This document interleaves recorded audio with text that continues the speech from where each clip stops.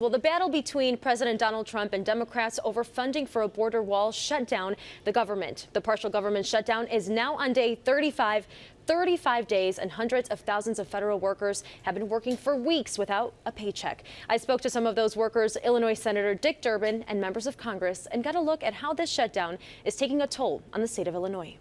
End the shutdown now!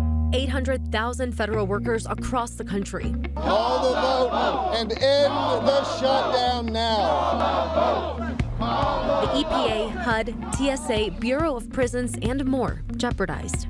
It's affected innocent people who are hardworking federal employees and their families. Americans who are patriots serving our country by working in these various agencies have either been working for no pay or have been furloughed without any pay. Patrick Cano, president of HUD Local 911 and former Marine, has been through various shutdowns. When the Clinton administration was on, I suffered my first shutdown.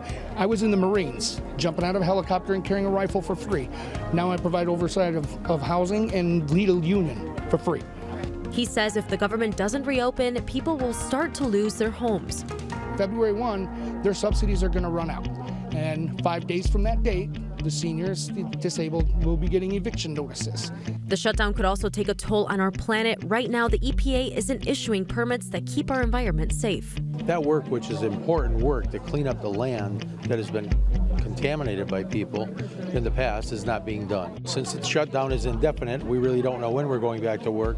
Millions of Americans have been promised to receive their tax refunds on time, but 45,000 IRS employees are working without pay to process those returns. The Senate Majority Leader needs to call a vote on one of the many appropriations bills that we have sent his way. President Donald Trump's latest proposal is restoring DACA and TPS for 3 years in exchange for the border wall. But the Dems have not budged. Now, what's happened in the Senate, and I'll be very brief, is nothing. Nothing.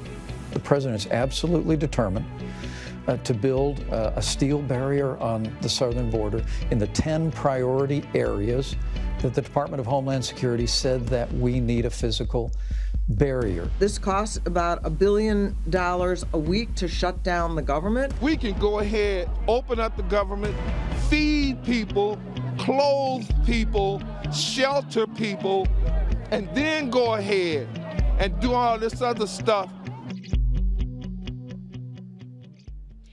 Well, today marks the second time federal workers go without a single paycheck.